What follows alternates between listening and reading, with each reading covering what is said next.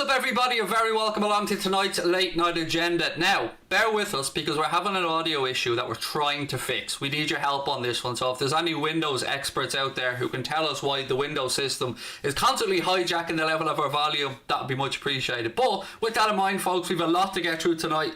I've got loads of stuff on my notes for the stream as well. Let me just pull up my notes here so I have it. We'll be talking about transfers, we'll be talking about decisions going against Liverpool with referees this season, and lots of other things as well. So look, thank you all for joining us.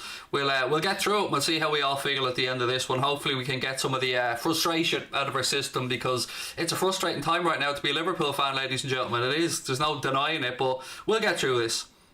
Thanks mate, I love the new background as well. It's class, isn't it? It's again, Drawdy gave us a massive hand with this one, so yeah, massive shout out to Drawdy Devil for helping us with this class design, and it is class. We're very much appreciative of it. How are you? Milana Schnitman? It's so hard not to say Schnitman there mate, I'm not gonna lie. To be honest, someone said at the start of the season we'd be without a main centre-back option for the rest of the season, yet still be in the title race around January, and I've taken it all day long. Do you know what? I get where you're coming from, and this is kind of, Kevin, this is similar to the way we talk about draws and stuff. When people say to you, would you accept a draw in a game, it's always about how it comes around. So like, people would have said to me yesterday, would you take a point for the United game? My answer is always, depends what the point is. If it's a dull 0-0, no. If we're 2-0 down and we somehow come back to draw, then yeah, I take it. I think it's the same with this season. It's what context we're looking at it in. It depends what eyes we're looking through the season with. I've looked at it through both eyes of frustration and of acceptability of what the situation is that we're going through, and the pressures that are being applied to these players and demands that are being put on their bodies. So yeah, it's okay, Craig. You can just say Milana if you have trouble pronouncing my last name. No, I will get to it. Milana Snitman, don't you worry. It's just every impulse in my body when it has those 4 letters and one of them isn't right, you know, it makes me want to say shit. But no, it's your name and I'm going to do my best to pronounce it correctly. Hello to everyone. Roland O'Donnell, how are you, sir? Right, Famida has put in a very good topic, and one we might as well start off tonight with. Why is Minamino not getting a chance to play? I tell you what folks, this is one of the questions that I've been asking. The snotty-nosed answer that we get from some Liverpool fans is that he's just not good enough, he's shy. Well, my answer to that is, how can you call a player shy that hasn't had 5 games in a row to play? You can't judge any player without letting them get into the rhythm of the first team. So for me, Takumi Minamino, even though he's been here a year, I don't see that it's correct to judge him for his performances when he hasn't been given a run of games. We've heard Klopp saying constantly that he's a great player, that he listens well in training, that he's up to speed technically, that he wants to receive and process information, that he's a great lad. Yet we see Divock Origi coming on yesterday against Manchester United in a game where, let's be frank, Divock, like he has done in a lot of other appearances this season in particular, has been awful. Now, look, yesterday was not down to Divock Origi, don't get me wrong. I just can't understand the Takumi Minamino situation. I was delighted to see Shaqiri get a start yesterday. I thought he deserved that start, and I thought his performance merited the start. I thought Shaqiri was one of the brighter sparks in yesterday's performance. Hi Craig, respect from me, United fan. How are you, mate? Lots of love right back to you. And yeah, look, man, it was a disappointing day all around for everybody yesterday, but you do have a cup game coming up as well soon, so no doubt we'll be locking horns again very soon. George said Taki is class. See, this is what I don't get as well, mate. I'm kind of with you. Give the lad a chance, or let's not judge him. So that's the camp I'm in on this. Kate said, evening Craig, need cheering up, been a miserable day. Kate, look, here's your brother. Laptop packed in yesterday, so that's 3 grand's worth of a computer dead, which I have to save up and replace. I'm now working off a backup PC that Connor very kindly lent me a few months back just in case this type of scenario unfolded. So we're working off a backup PC which we're having audio issues with. Yesterday during the watch along, my audio probably sounded very high to everybody. That's because for some reason I'm now not using a MacBook, I'm now using a Windows PC, and we're having issues with that hijacking the volume level and not letting us set it to where we want it to be. So I get you, it's a very frustrating week for me as well on a personal level, but I'll make you smile, Kate. I'll do my best to do it anyway. What have we got? Milana Snipman said, I read that Shaq and Thiago were the best players of the match yesterday, or I say, excuse me. Look, to me, hand on heart, man of the match was Luke Shaw. I'm going to put that out there because I always try to give my honest opinion. I thought Luke Shaw, 1, pocketed Mohamed Salah, and 2, put in a very good shift. From our side, I thought Alisson did very well, Fabinho did very well. Thiago, although he made a lot of things tick, we could be talking about this in a completely different context, which leads me into the one thing that I want to be very careful talking about, and that's referees. Now, let me start off this whole conversation by saying I'm not blaming the draw yesterday on Paul Tierney. Paul Tierney, I actually think, had a decent game, apart from one issue. And this issue I want to talk about. So we're sitting here talking about Thiago, we're sitting here talking about Shaqiri and other players, and frustrated after a draw. We could be sitting here after beating United 1-0 or maybe drawing 1-0 or whatever. But let's just look at that one incident at the end of the first half. 6 seconds left on the clock. Thiago plays a ball over the top that would have put Sadio Mane through on goal. Now look, a lot of things could have happened. Sadio could have went through and scored. Sadio could have went through a miss. Sadio could have been tackled and lost the ball. Sadio could have won a penalty. Lots of different things could have happened. I'm not saying we would have gotten a goal. But the rules are that it's a minimum of 1 minute of additional time that has to be played. 6 seconds short, Paul Tierney blows the whistle when we're through on goal.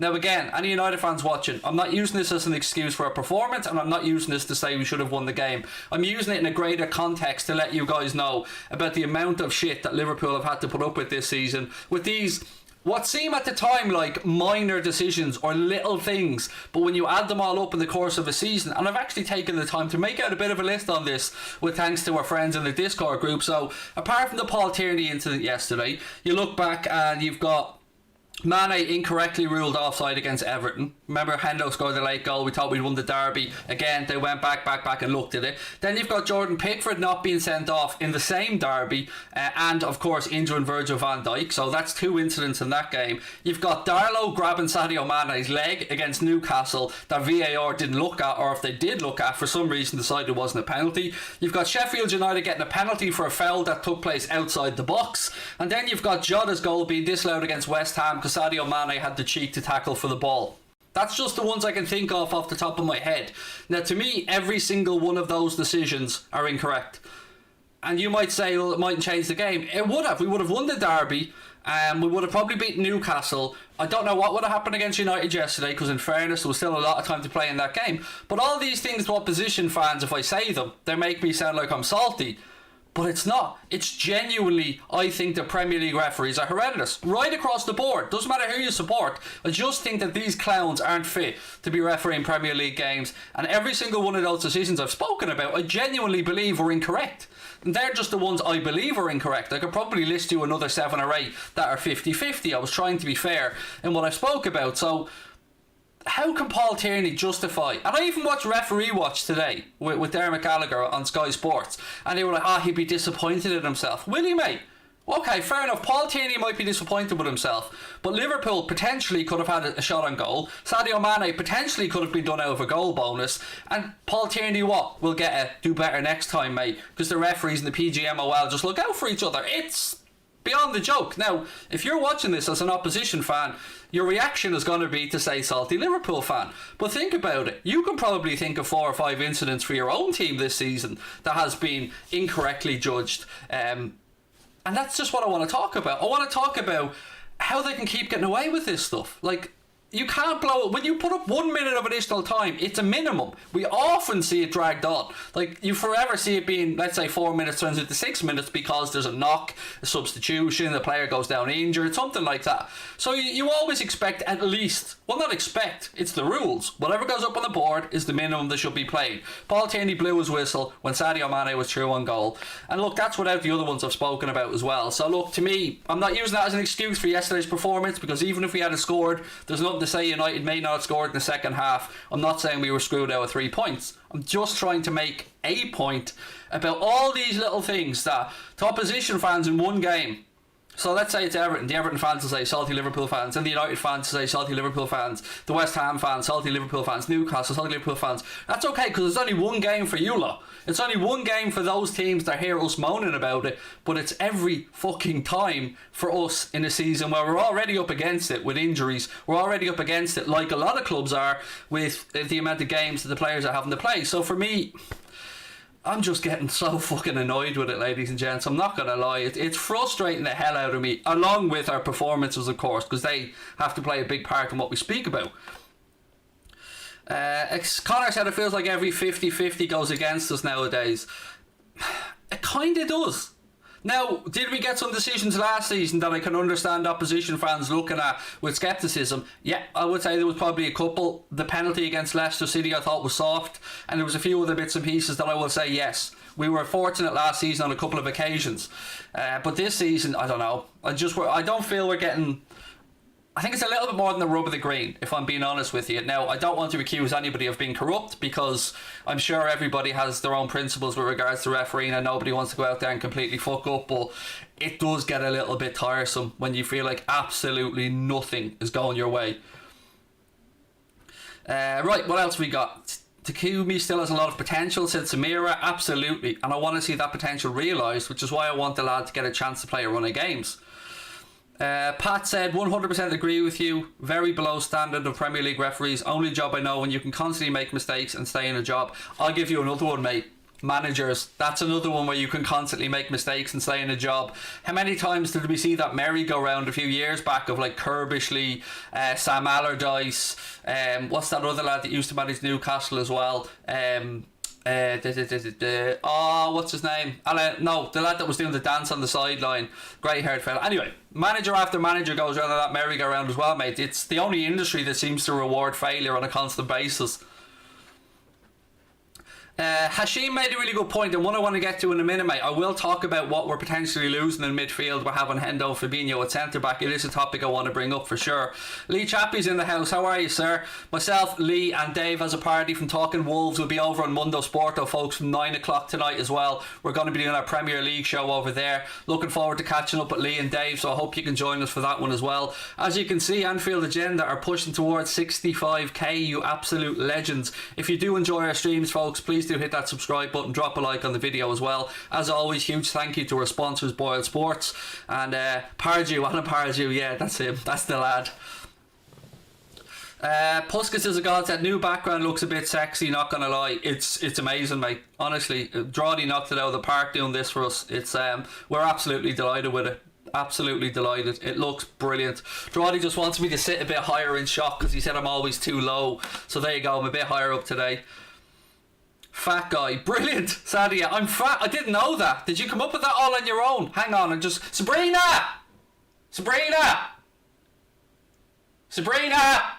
Did you know I was fat? Brilliant. So my wife didn't know, so thanks. She's now after fixing up on that one. Could end up in a divorce here, mate. I've been blagging it for a while, but thankfully you came on, Sadia, with your fantastic input to let me know I was fat. Brilliant. Well done. Could end up in a divorce there because I've been blagging it with my wife for so long, but do you know what I mean? You be you. If we don't smash Burnley, it's game over. What else is there? Salah's getting away with very poor finishing. Yeah, look, we'll talk about the forwards. Oh, don't you worry, we'll talk about the forwards. What else is there? Can't think of any worse team to have to play away than Burnley. Oh, I know. This is like... we're in bad form. Let's go to the place where you really have to grind out a result a lot of the time. We've seen United grind a 1-0 out there. We've been there many times as well, grinding out results. Yeah, it's definitely not the game you want coming up on a winter's Thursday night. Yes, travelling to Burnley is definitely not one you'd like. What else have we got?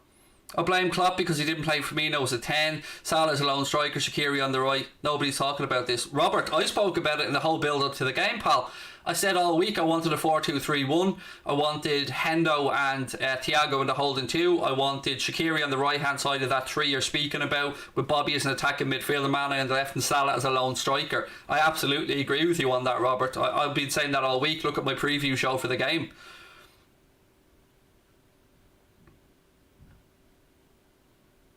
Are we at home to Burnley? I was sure we were fucking away to Burnley. Oh, this is how screwed my week is, folks, honestly. This is how much my head's all over the shop. 1 second, folks. My head's all over the shop this week. Apologies. We are indeed at home to Burnley. Sorry, you're right. I thought it was away. Every time we play Burnley, I think it's away. Because I just look at the fixture and go, travelling to Turf Moor. But you're right, it's at Anfield. My apologies. We should get that one sorted out then. But look, it'll be a battle for sure. When people ask me, do I like football, I say, yes, I do like football. Not Burnley. Burnley can fuck off. That's what Connor said. Yes, it is a home game, folks, so sorry. My apologies on that one. My head's all over the shop. It's Spurs that we have away after that. Sorry. My bad on that one.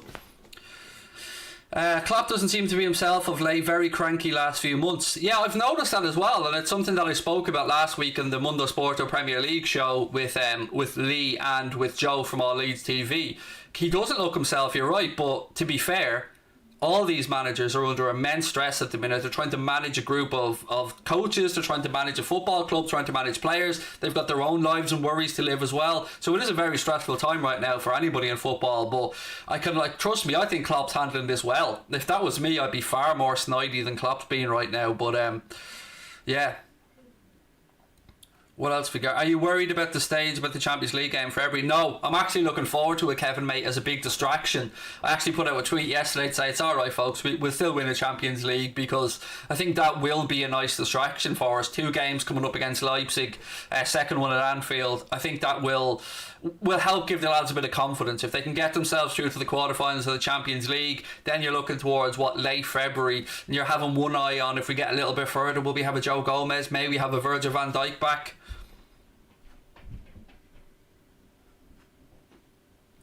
Top of the league, said Kai. See, you are. And look, credit where it's due. I've always said it. I call things like I see it. United are top of the league. City, I think, with that game in hand, could go 1 point clear. And look, one question I want to ask everybody, no matter who you support right now, is, are Liverpool in a title race? Or are Liverpool in a top 4 race? Because excuse my ignorance and excuse my blindedness, but I can't see us not getting top 4. I mean, I'm not even contemplating us not getting top 4. But looking at the table with my non-biased Liverpool glasses on, I can see that Spurs are right behind us, that Leicester are ahead of us, that Everton are bringing up the rear right behind us as well, that Southampton are fighting there for those positions, that Chelsea, United, City. I can understand why people will say, yeah, Liverpool are in more than a title race, you're in a top 4 race, but I think I just look at that and keep saying I refuse to believe that we'll play this badly all season. There has to be a point where we string a run of games together that sees Liverpool go and pick up some points and move up that table a bit. Craig, would you be surprised if Liverpool lose to Leipzig? We won't. I'm absolutely convinced of that, Robert. I mean, I've watched Leipzig enough to know, yes, I like Nagelsmann's style of football. I like what he did at Hoffenheim, and obviously he's brought that to Leipzig, but I can't see us lose, mate. Honestly, over 2 legs, I don't think they have the firepower to hurt us enough over 2 legs. That's where I think Leipzig are let down. They create an awful lot, but when I watch them, they seem to squander an awful lot of chances, and I can't see us giving up that many. I think Liverpool is just suited to playing in European competition, particularly with Klopp's style of football. So, to any Leipzig fans that probably won't be watching, but I mean, I don't mean to be disrespectful. I just think we will get through that tie. Craig, do you think we'll do much better against United? We played them in the Cup. I honestly don't know what to expect in that Milana. I don't know what type of team. I always think when you have these cup games like we have against United, it's almost a game of brinksmanship between the managers of who blinks first with regards to team selection. How strong will they go? Will they have a mix of youth, or will they go very strong? And I don't know what priority Ole Gunnar Solskjaer and what priority the Klopp is going to put on the FA Cup. Hand on heart, would I mind winning it? Yeah, I wouldn't mind winning the FA Cup, but this is a priority. Honestly, no, not for me right now. Not with the way the team's struggling, not with the lack of bodies that we have. I'd rather see the likes of Curtis Jones, Takumi Minamino, Shaqiri. I don't want to say Origi, but no, I'm done with Divock, to be fair. I just don't see anything from him. Maybe Nico Williams get an opportunity. Hopefully Costa Simicas will be back as well. So yeah, there's a chance that we can make some changes there and still put out a very good team. But if it wasn't United, I honestly don't think I'd be too arsed about whether we go through in the FA Cup or not. As nice as it is to go and win one, I honestly don't think I'd be too arsed about it.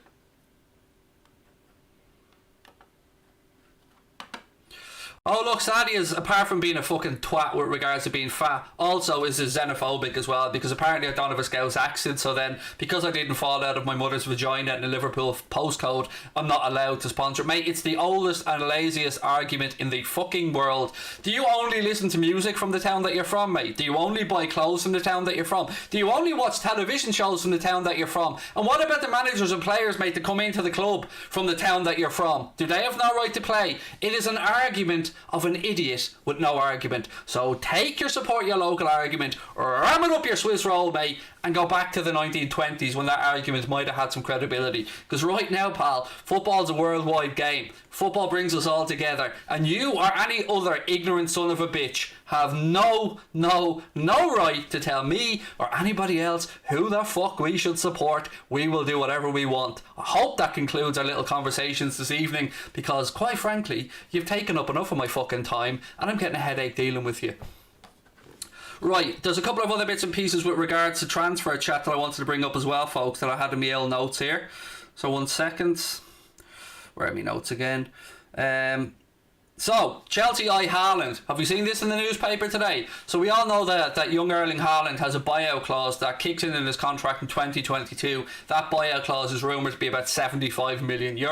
But there's been a lot of chatter today that Chelsea are going to go in the summer and try and hijack the deal for Erling Haaland and get, or when I say hijack the deal, I mean maybe hijack other clubs' plans who are looking at him long term, and I'm sure Liverpool will be one of those clubs interested to try and get a deal done this summer. Now, I will be absolutely shocked if, one, the people that represent Erling Haaland think that moving this summer is the right thing for him, because I don't. I think that the reason that 2022 clause was put in there is because 2 years at Dortmund is absolutely the right thing for Erling Haaland to be doing. I've said this numerous times. If I'm representing that player, I am telling him, stay put where you are for 2 years with Dortmund, get regular Champions League football, get good levels of football in the Bundesliga, good competition. It's the league he's wanted to play in since he was a child.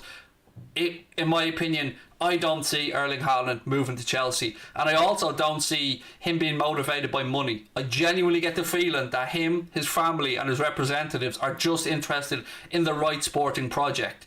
One of the reasons I think this is, he's so young that he knows he has 10, 12, 13 years left at the top level. He doesn't need to go for the big contract now. He's going to get well paid wherever he goes. He doesn't need to push himself into that bracket. And if you want to be sold a sporting project, is Frank Lampard the one to bring you on? What has Frank Lampard done to prove that he's the one to bring on somebody like Haaland? Has he really improved other players that he's brought through as youngsters? Mason Mount, you could argue with, had him at Derby, done well with him at Chelsea. Timo Werner looks completely lost at the minute there. Pulisic's taking a very long time, but is starting to show what he's capable of. Kai Havertz is benched at the minute. So I'd be amazed, and you can never say never in football, but I'd be amazed if Haaland goes to Chelsea this summer. Absolutely baffled. You know who his agent is? Yes, Raiola. I'm well aware who his agent is, but I just don't see it making sense. I mean, no matter who his agent is, he still has his own mind. His father will still talk to him as well. He'll still have people around him. So look, I don't see it happening. That's my take on it. Not this summer. I don't think it's the right move. I wouldn't even say go to Liverpool this summer. Honestly, I would tell him to stay put at Dortmund for another year, continue banging in goals, continue getting a little bit physically stronger, continue developing. The world is that lad's oyster. He will have any move that he wants, and he'd probably be able to command even better wages when COVID goes away and the world gets back to normal. So again, if I'm representing him, I honestly think the best thing for him is to stay put. The winner of the FA Cup gets 1.8 million, less than winning one game in the Champions League. Not worth the time. Yeah, look, it's a tough one to call, because there is the nostalgia and the romance that goes with the FA Cup, and a cup's a cup at the end of the day. If you end the season with a trophy, great. So I don't want us to just throw away the game. I think Klopp will put out a team that he hopes can get the job done. Personally, I just would rather rest some of our players to concentrate on the Champions League games coming up and the games in the league as well. That's just my take on it. Do we think you have a chance to win the Champions League? Yes, Liam, I do think we have a chance to win the Champions League, mate. Second leg at Anfield against Leipzig is great. I know there's no crowd in there, but I still think that's great. Then you're into the quarterfinals, mate, and look, it's such an open competition that anybody can make it through in the quarterfinals. Anybody that gets to that stage surely has some type of a chance to win it. So yes, I think we can win it, but I would never say it's a competition that anybody can guarantee their team will win, because it's madness. You know, it's knockout football. Anything can happen. Our bench looked very weak yesterday, said Dara. I'm just trying to think who was back on the bench yesterday. So we had Origi, we had Minamino, we had Nico Williams, we had Curtis Jones, we had Reece Williams, Nat Phillips. Yeah, I mean, a lot of young players there, but I suppose if you look, we had Alex Oxlade-Chamberlain there as well, actually. I think we had enough that we could have impacted the game, but I mean Milner as well. Sorry, I forgot about Jimmy Milner who came on. I think we have a great squad. I just think with the injuries that we have, I mean, right now, for instance, we're talking about Gomez not being there, Van Dijk not being there, Diogo Jota not being there. They're three players who are probably three starting 11 players for Liverpool Football Club, and they're all out. That's before you have Tsimikas who's coming back, Matip that's coming back, Chamberlain that's just come back, Trent that's working his way back to fitness from an injury. So I say maybe, yeah, agree on the bench, but I think big picture, I think our squad is quite strong. We just need to get players back from injury. Is Mbappe still on the table? Yes. Again, I'm not saying Liverpool are signing Mbappe, so please don't take this as that. But yes, it is still on the table. Can Pochettino and Paris Saint-Germain tie him down to a new deal? That remains to be seen. Keita, yes. Again, Keita. Yeah, there's so many that I could just keep going on and on and on. So I think our squad's alright. I just think we need to get people back. I mean, I'm not saying Liverpool need to go out there now and buy a whole load of players. Centre-back situation, look, I'm with you. I'm with all of you that think we should go out and sign a centre-back in this window. And I don't care if it costs an extra 20 million quid, quite frankly. But look, it's easy for me to say this as a fan sitting here behind a microphone. I'm not the one sitting down with the owners trying to convince them to part with an extra 20 million on top of what maybe they thought of for a centre-back. So it's going to be a grind of a season, ladies and gentlemen. We're going to have to grind through this for a while. And I think the most important thing right now is that Liverpool just get back to winning games. However we do that. If it's going back to basics with certain things, if it's trying to play a more attacking style to try and get the best out of the front three, I don't know. And how much of a loss is it having Fabinho and Henderson removed from that midfield? Because you probably say a Liverpool midfield trio would be Henderson, Thiago and Fabinho. You probably say that would be the three if everybody was available. So with playing them at centre-back, we're probably playing 10 yards deeper than we'd like to, at least maybe psychologically. A few other things from my notes, 1 second.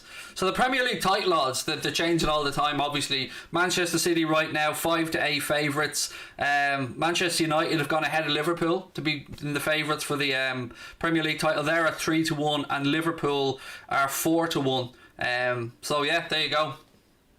Oh, sorry, United are 5-2, my apologies. 5-2 for United, Liverpool 4-1, 5-8 on for Manchester City to win the Premier League title. So I'm considering sticking a few quid on us at 4-1. I think that's not too bad a place. What are we? Maximum 4 points behind Manchester City if they win the game in hand. Thoughts on the Chinese New Year kit? I can honestly say I haven't seen it. Sorry, I haven't had a chance to look. Would you rather win the Champions League or the FA Cup? I'd rather win the Champions League than the Premier League, mate. I've said this constantly. To me, that's the biggest trophy.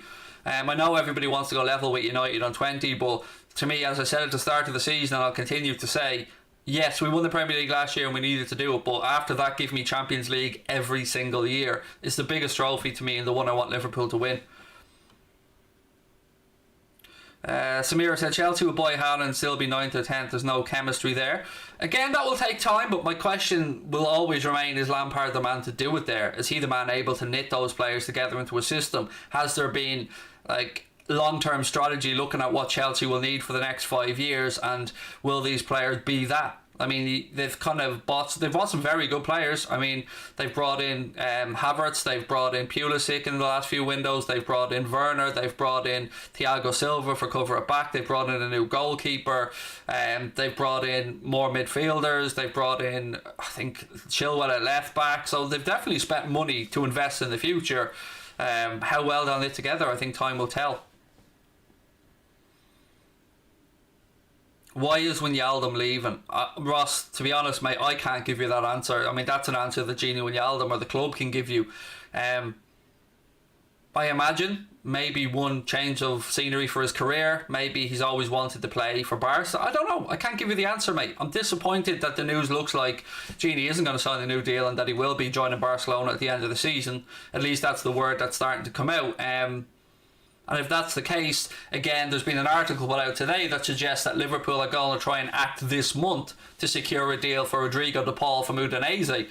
He's valued at around €35 million, and he's been spoken about as the replacement for Gini Wijnaldum. But then you read in other sources and they talk about Renato Sanchez as a possible replacement for Gini Wijnaldum. So again, We'll keep an eye on it. We'll keep an eye about the Rodrigo de Paul stuff, the Renato Sanchez stuff, and we'll see what the club do. But the talk of the Rodrigo de Paul this month stuff kind of had me a bit baffled, because we still have Gini till the end of the season no matter what happens. So I don't see the need to buy the player this month, unless you put an agreement in place maybe with Udinese for the summer that you take Rodrigo de Paul when Gini Wijnaldum moves on. I don't know. But who would you guys like to fill that Gini Wijnaldum shaped hole that looks like it's going to be in Liverpool's squad come the summertime? Awara Bissouma should be Gini's replacement. Again, Bissouma is somebody, I know Yves Bissouma from Brighton is definitely somebody that Liverpool are looking at, but Liverpool are looking at any one time hundreds of footballers. So what was the other one you said? Houssem Aouar. Yeah, he was close at one point to joining Arsenal, I think. At least they tried to get a deal from him, but we all know that that Lyon's chairman, or Lyon's owner I should say, is a very difficult man to deal with and drives a very hard bargain. So I wouldn't mind Houssem Aouar. I mean, Lyon are doing well in League 1 this year. They're going to lose Memphis Depay at the end of the season on a free contract. He's going to join Barcelona as well, so they could be a bit of a rebuild there. Odegaard is a great shout, Steve. Isn't he still technically a Real Madrid player though, even though he's at Sociedad? Off the top of my head, I don't know if that was a 2-year loan deal, or if it was a loan with an obligation to buy, or whatever it might be, or if they sold him with a buyback clause. But Odegaard's a class player. I mean, remember we were linked with him when he was 16, 17, something like that. Carnavinga, as somebody Reginald said. As a United fan, I enjoy watching this channel. Keep up the great work, mate, said Bence. Top man, pal. Really appreciate that. Thank you. Wingsy, how are you, sir? Lovely to see you in. Odegaard is more of an attacking player. I know, mate, but he's a quality footballer. He's a tidy footballer. I just want to check just to make sure. There's a few other bits and pieces of my notes to make sure I didn't forget that. And no, I think I'm good. Sorry. The Premier League have released a statement around the latest testing for COVID. So here's what they had to say. Between Monday the 11th of January and Sunday the 17th of January, across 2 rounds of testing, 3,115 players and club staff were tested for COVID-19. Of these, 16 were tested positives. Players or club staff who have tested positive will self-isolate for a period of 10 days. So that's 20 less. So that's some good news. There were 36 positive tests, I believe, in the last round of COVID testing. This in the Premier League, this time 16. So good to see the numbers falling down. We wish everybody that has tested positive a speedy recovery and quick return to full health, because you don't want to see anybody suffering with illness. But good news there. If we have to take any good news at the minute, good to see those numbers falling. Loving the funky setup, Craig. Looks proper neat. Thank you. Again, massive shout out to Drawdy Devil, who built this scene for us. So massive thank you to Drawdy. Barea is... I can't see Inter Milan selling Barea, mate. They only bought him recently enough. We were linked with Barea a while back, and he is a good footballer. He had a very good impact. I watched the game against Juventus last night, and Barea scored one of the goals and had a big impact on that game. Certainly a good shout and a quality footballer, Mohammed. Savon said Shaw played amazing yesterday and Salah was pocketed. Also Basuma is the perfect option. Also United looking at him. I can't disagree with you about Shaw, mate. He was great yesterday, and yes, he didn't give Salah a sniff, so I can't argue with you when you're speaking the truth. You know, often you get opposition fans come in who are talking nonsense, but you know, I agree with what you had to say, pal. Zielinski, flash from the past, a flash from the past there, mate. Zielinski, do you remember? He was even pictured wearing a Liverpool shirt, I believe, at one time. What's happened to Liverpool's form? Therein lies the big question, JB, Miel Mucker. It's weird because we've had so many conversations as a fan base around defending and around the centre-back issue. But the issue scoring goals. But you can also, as I said earlier, make the argument that by having Hendo and Fabinho back as centre-backs, you're taking away from your midfield. So there is that side to it that I agree with. But I just don't think we're getting enough from the front three. I mean, I'm recording my preview for the Burnley game tomorrow. So I've already sent Connor my predicted 11 for the game, my score prediction and stuff like that as well. And I have dropped one of the front three in my predicted 11. I can't see the Kloppo will do it, but I've dropped this particular person. But to me right now, the only one of our front three that I think can take any type of credibility from the last 4 or 5 games is Sadio Mane, and even at that, not enough credibility for the levels that these guys have set themselves. But Bobby Firmino was awful against United yesterday. You know I'm his biggest fan. I say it over and over again. But he was awful. That's not Bobby Firmino. I don't know what's happened with his form. And then we can have the conversation that we've had recently again around Mohamed Salah and what's going on with him. Is he... again, I'll give Klopp some credit, like I always like to do. He did switch Mane and Salah over yesterday for a period during the game. Didn't have much of an impact, but again, it was good to see that option. Because he wasn't getting much change, as that gentleman mentioned a few minutes ago, out of Luke Shaw, so he swapped them over and it didn't have too much of an impact. So I like the idea of playing Mo through the centre to try and get his confidence back up, and maybe to try and get him in behind a little bit. Now look, if teams sit deep, obviously we have to be creative and find other ways around. But I do like the idea that somebody else touched on earlier on as well about going to a 4-2-3-1 for a while to try and help Mo out and to try and boost creativity in behind. Zaid said, I don't recall us having loads of chances, so I believe we need more creativity in midfield.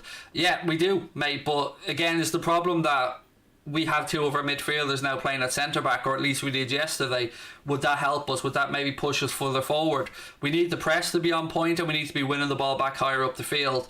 But you're right, we need to be taking shots from distance. We need to be not just using our full-backs to try and play balls deep to the far post. I want to see more of what we've seen from Trent at times yesterday, which was getting to that byline, pulling balls back across. Robbo had a couple of occasions in the first half where he got overlapped down that left hand side, got past Aaron Wan-Bissaka, and his crosses just weren't great. Actually, they were terrible, both of the ones that I have in my mind anyway. So I think we need to find ways to break down teams. But I thought that was Thiago. I hope that is Thiago. And I think it will be Thiago, but again, we have to get a rhythm going where these players understand. I mean, again, it's so easy, but we could have been sitting here now talking about the beautiful ball Thiago played over the top to Sadio Mane yesterday, and maybe Mane scores, maybe he doesn't, but we could have been picking out moments like that and saying, okay, there's one way we unlock a defence, we caught them right on the halfway line. But we can't say that because Paul Tierney blew the goddamn whistle.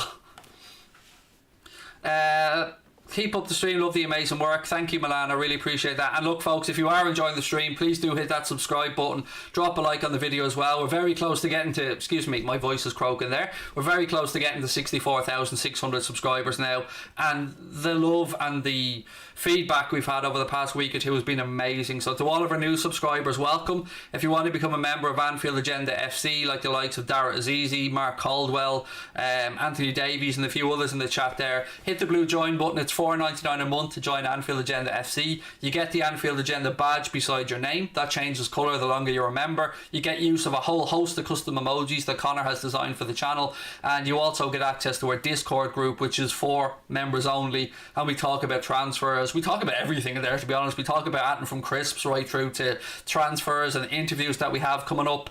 I'm supposed to be interviewing Graham Hunter on Wednesday this week. I just have to make sure that Graham's okay, because as you can imagine, he's got a very hectic schedule. So hopefully I'll be chatting with Graham Hunter, so I'll be getting some inside information about what's going on in Spain, what's happening to Barca and Madrid, any likely transfers, what clubs are struggling financially. We'll be talking about the big interview, which is Graham's podcast, and Graham's YouTube channel as well, which they're trying to get more people across to as well, because, you know, Graham's like myself, he's old school, and the big interview has its own YouTube channel of Graham Hunter, and we want to try and get people to be made more aware of that. If you haven't listened to Graham Hunter's latest 2 pieces of brilliance, he has a 2-parter with Pep Linders. I say Linders now because that's the way the name was pronounced by the man himself. So yeah, if you haven't listened to the big interview with Graham Hunter, his 2-parter with Pep Linders, as I call him, Linders as is his name, that's out now as well. So I really urge you to go over and check out the big interview with Graham Hunter. It's completely free. You can download it from I think Spotify have it, I know for certain Acast have it, and it's on iTunes as well. Give it a listen, because the insight that Pep Linders gives to Liverpool's pressing, to what Jordan Henderson brings to the club, and so much else. I mean, Graham Hunter is my hero. Graham Hunter's the reason I'm sitting here with this microphone. So to be able to call Graham a friend this day and age, and having got to know somebody who is my hero with regards to broadcasting, I can't believe it. I love chatting with Graham, so I'm really looking forward to that one on Wednesday. What have we got? Tonali. Yeah, that's one that's gone quiet. I remember we were linked to Tonali a while back, but I haven't seen anything in recent times about Tonali. The Reds are ruining all my weekend, said Gar. Mate, I feel you. It's not been a great little time for us, has it? I mean, we've dropped a shitload of points lately, pal. Do you think Shaqiri made much of an impact? I do, Jay, yeah. I thought he played well. Again, I think that himself and Thiago are on a good wavelength. And if you are watching back the United game yesterday, particularly in the first half, look at the amount of time Shaqiri makes himself available. Look at the amount of times he's there as an outlet for the midfield to pass to and link up play. Look at how many times he finds space between the lines and watch his movement around the pitch. I thought he was very good yesterday, Shaqiri. That's the type of Shaqiri that we need at Liverpool. A few more shots from distance wouldn't do any harm, but again, for me, yes, I think he put in a good performance, mate. Adrian or Kelleher? Kelleher, 100%. I don't see the benefit of Adrian anymore because we know his long-term future isn't going to be with the club. We'll thank him for his time at the club and those games that he helped us win the Super Cup and lots of other stuff as well. But Kelleher's the future in my eyes as a backup keeper for Liverpool. Am I a little bit biased because he's Irish? Probably. But when you look at Caoimhín Kelleher and you look at his stats and you look at the way he plays as a keeper, he played as a striker until he was 15, I believe, at Ringmahon Rangers, and then changed over to become a goalkeeper. So he's got that foot quality that we need. He's able to play out from the back. He's able to do what Alisson does to some extent, and he's also a very good young goalkeeper. So to me, yeah, it's a no-brainer there. Kelleher all the way. What's your thoughts on Thiago? Very difficult to judge when we've only seen him in a handful of games. Didn't really impact the second half too much yesterday against United, but I thought in the first half he kept things ticking over. I think it's too early to judge, but God, look, remember, he's still getting back to fitness. That's important to remember here as well. So, I'm looking forward to the second half of the season and seeing what Thiago can really bring to the Liverpool midfield, which I'm sure will be a lot.